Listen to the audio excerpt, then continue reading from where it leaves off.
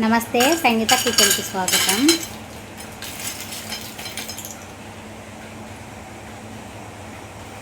చూసారా ఎంత క్రిస్పీగా ఉన్నాయి కదా. 4 క్యారెట్లు, 1 కప్పు బియ్యపిండితో ఈ స్నాక్ చేసుకోవచ్చు. నేను క్యారెట్ మీద పొట్టు తీసి ఇలా చిన్న చిన్న ముక్కలుగా కట్ చేసుకొని మిక్సీ జార్లో వేసుకొని మెత్తగా రుబ్బుకుంటున్నాను. ఇలా మెత్తగా రుబ్బుకున్న తర్వాత దీంట్లోకి 1 కప్పు నిండా నీళ్ళు పోసుకోవాలి. మళ్ళీ వీలైనంత మెత్తగా రుబ్బుకోవాలి. చూడండి ఇలా ఉంది. ఇప్పుడు దీన్ని ఒక గిన్నెలోకి స్ట్రైనర్ పెట్టుకొని వడబోసుకుందాము. మనము క్యారెట్ జ్యూస్ చేసుకుంటే ఎలా అయితే వడకట్టుకుంటామో అలా వడకట్టుకోవాలి.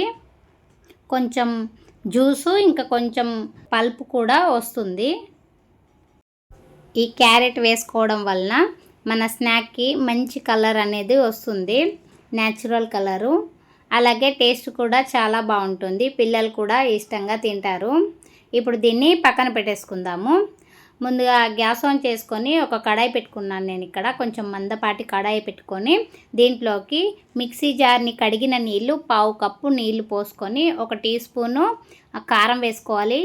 రుచికి సరిపడా ఉప్పు వేసుకోవాలి. 1 టీ స్పూను ఆమ్చూర్ పౌడర్ వేసుకుంటున్నాను. 1 టీ స్పూను గరం మసాలా, ధనియాల పొడి ఉంటుంది కదా, అది వేసుకొని 2 టీ స్పూన్ల నువ్వులు కూడా వేసుకొని ఒకసారి అంతా బాగా కలుపుకోవాలి.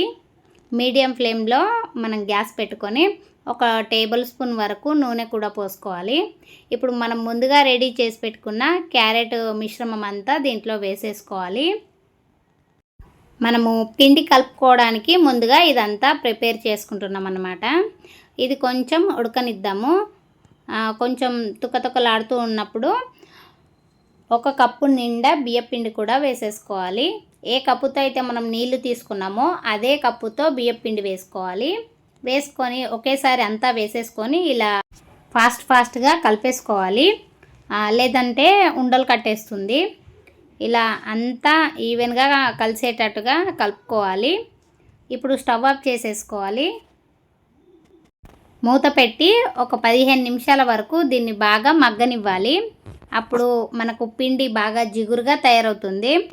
15 నిమిషాల తర్వాత చూడండి, మూత తీసి చూపిస్తాను. ఇలా ఉంది. ఇప్పుడు దీన్ని కిచెన్ కౌంటర్ అంతా నేను బాగా కడిగి శుభ్రంగా చేసుకున్నాను. ఇప్పుడు దీనిపైన వేసేసుకొని చపాతీ పిండి ముద్దలాగా ఒత్తుకోవాలి. కొంచెం పైనుండి 1 టీ స్పూన్ వరకు ఆయిల్ వేసుకుంటున్నాను. వేసుకొని పిండి ముద్దలాగా మనము అంతా గట్టిగా ఒత్తుకుంటూ పిండి ముద్దలాగా కలుపుకుందాము. చూడండి ఇలాగా.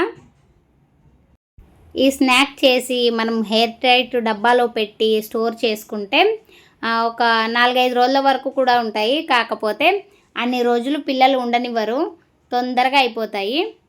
చూడండి ఇంత సాఫ్ట్గా ఉంటే సరిపోతుంది. ఇప్పుడు దీంట్లో నుండి నేను సగం పాటు తీసి పక్కన పెట్టేసుకొని సగం ముద్ద తీసుకొని చపాతీలాగా సన్నగా చేసుకోవాలి. వీలైనంత సన్నగా మనము చేసుకోవాలన్నమాట. నేను దీనికి కొంచెం పొడిపిండి చల్లుకొని చపాతీలాగా చేసుకుంటున్నాను. ఇలా కౌంటర్ పైన అయితే మనం పెద్దగా చేసుకోవచ్చని నేను ఇట్లా చేస్తున్నాను. ఈ స్నాక్ టీ టైంలో తినడానికి కూడా బాగుంటుంది. పిల్లలకి టిఫిన్ బాక్స్లోకి పెట్టివ్వడానికి కూడా చాలా బాగుంటుంది. క్యారెట్ వేసి చేసుకుంటున్నాం కాబట్టి ఆ క్యారెట్ ఫ్లేవర్ అనేది మనకు కొంచెం తెలుస్తూ ఉంటుంది.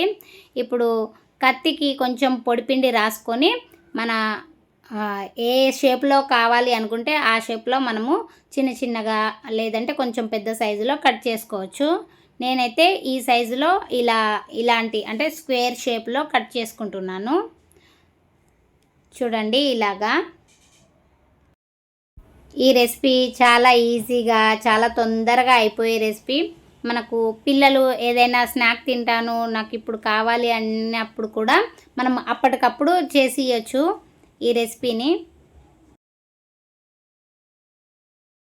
చూడండి ఇలాగే నేను అన్నీ కట్ చేసుకొని పెట్టుకున్నాను. ఇప్పుడు డీప్ ఫ్రైకి సరిపడా ఆయిల్ వేడి చేసుకుందాము. ఇది కొంచెం మామూలుగా వేడెక్కిన తర్వాత మీడియం ఫ్లేమ్లో పెట్టేసుకొని కొన్ని వేసుకుంటూ 2 వైపులా మంచి గోల్డెన్ బ్రౌన్ కలర్ వచ్చేంత వరకు వేయించుకోవాలి.